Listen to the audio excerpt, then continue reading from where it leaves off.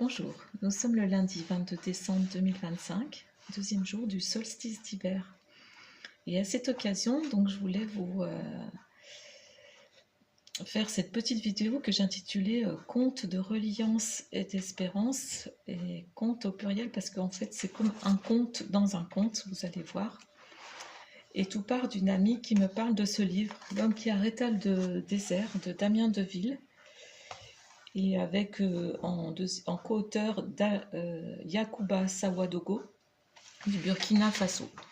En fait, c'est l'auteur, donc Damien Deville, qui est à la rencontre de cet homme du Burkina, qui a un parcours, vous allez voir, tout à fait étonnant, qui est le premier conte. On va dire, ce livre est vraiment merveilleux et divinement bien écrit. Donc je vous incite vraiment à le lire parce qu'il est tout à fait d'actualité avec ce qu'on traverse. Et donc, dans les années 80, au Burkina Faso, il y a de grosses sécheresses qui incitent les gens à vraiment s'exiler, à quitter leur village, voilà, pour trouver un avenir, voilà, pour survivre. Et donc lui, Yacouba, lui décide de rester dans le village et de chercher des solutions. Et donc il va partir des pratiques ancestrales connues de ses lignées, mais aussi de pratiques ancestrales de villages voisins. Et puis vraiment, il va vraiment rechercher des solutions. Et donc ça passe par planter des arbres et c'est en même temps aussi un parcours spirituel. Et il y a un des chapitres d'ailleurs qui s'appelle Souffrance du corps et abnégation de l'esprit. Et on voit cet homme qui, contre vents et marées, dans le désert, avance. Et il arrive à recréer vraiment une oasis fertile, féconde, verdoyante, et qui... des familles vont revenir dans les villages et de la faune, de la flore. Donc il a pu réenchanter la vie. Donc ce livre est vraiment magnifique, très très bien écrit. Et pour voir un peu la philosophie de cet homme, je vais vous citer un passage, puisque l'auteur le décrit parfaitement, et je trouve que c'est un passage vraiment parlant pour aujourd'hui. Et devrait nous faire réfléchir tout un chacun. Ce qui compte vraiment pour lui, c'est la direction dans laquelle l'humain se projette. Car lorsque tout semble perdu, lorsque les mondes s'écroulent et que surviennent des crises, le lien est bien souvent l'élément le plus indispensable pour affronter l'adversité.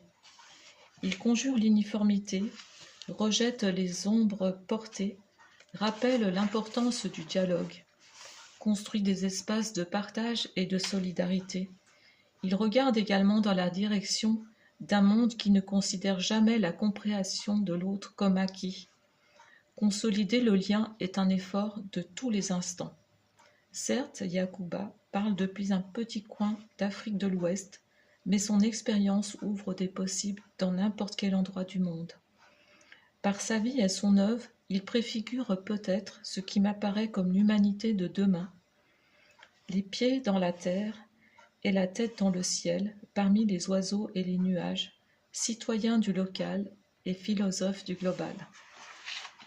Voilà, donc ça c'est un petit avant-goût pour vous donner envie de lire ce livre.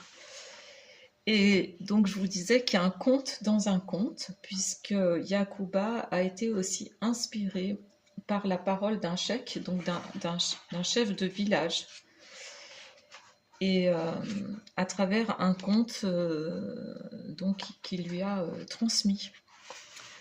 Donc c'est ce conte que je voulais aussi vous offrir, que je trouve fabuleux dans notre connexion aux arbres. Un conte se transmet sur plusieurs générations dans les savanes du Burkina Faso. Faisant référence à des temps oubliés, il est porteur d'une éthique et d'une parole qui permettent à chacun de s'ouvrir au milieu qui l'entoure. La parole est ici toujours chargée de représentations et de poésie qu'il faut parfois savoir décrypter pour comprendre les messages véhiculés.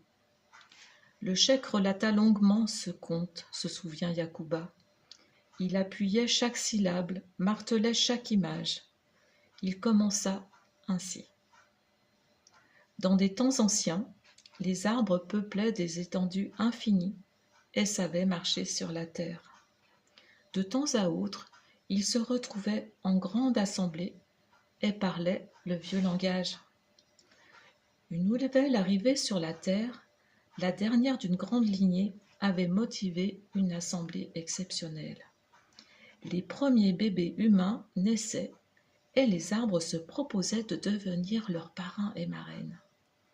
Profitant d'un soleil au zénith, ils se réunirent dans une clairière où de gros rochers en cercle conviaient à la tenue du dialogue. Le cercle des géants était parcouru par des abeilles, des papillons et des pétales de fleurs soulevés par la brise.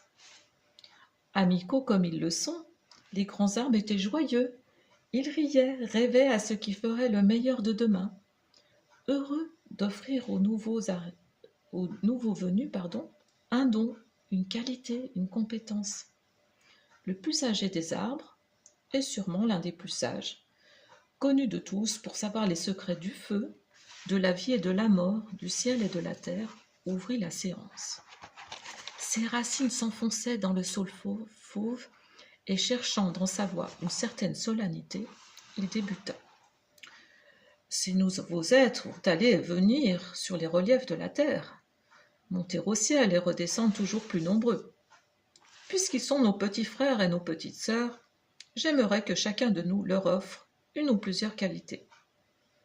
Avec elles, ils sauront marcher, ils sauront penser. Pour ma part, le moment venu, je sacrifierai l'une de mes branches pour les initier aux arts du feu. Ils auront besoin de la beauté. Qu'elle les touche, dit le fromager. La mienne est à eux. Force et connaissance, tonna le baobab. J'offre la paix et la douceur, fit timidement le bougainvillier. Encouragés par les déclarations des uns et des autres, les arbres levaient leurs branches comme des mains d'écoliers sous le regard généreux du grand soleil des savanes. Qu'ils soient hommes et aussi femmes, chanta le candélabre, c'est par la différence que l'humanité sera belle. Qu'ils aient du plaisir à l'entraide, lança l'acacia. Une bonne intelligence avec la terre, ajouta le manguier. Je leur montrerai l'art des noyaux et des graines. Les dons se multiplièrent, ainsi la journée durant. La droiture et le courage, cadeau du néré, et l'élévation, celui du capotier. Puis la délicatesse de l'avocatier, l'unité de l'acajou, l'amour du nème, la liberté du palmier, la justesse et la tolérance du caïcédra, la noblesse du tamarinier.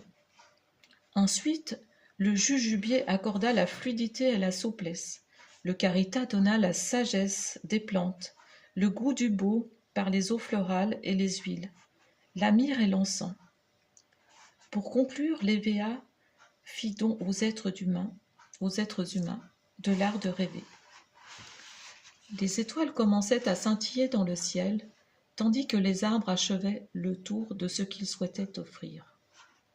Toutefois, avant que l'assemblée ne se disperse dans la paix du soir, un arbre introverti et peu entendu jusqu'alors prit la parole. Je donne la persévérance et la confiance, deux piliers essentiels d'une vie libre et belle. Amis des forêts et des savanes, nous voilà liés à tout jamais aux jeunes créatures. De nos fibres, de nos bois, nous leur offrirons tissus et charpentes. Nous leur donnerons aussi notre souffle. Le temps est venu d'aller nous planter sur cette terre, d'être leur repère vivant. Une canne pour le fébrile, une épaule pour le timide, un guide pour l'aveugle. Désormais, nous communiquerons entre nous par la voix des racines et par celle de la canopée. Nous serons plus silencieux, mais ceux dont l'âme brille sauront nous voir et nous entendre. Une nouvelle vie pour nous commence.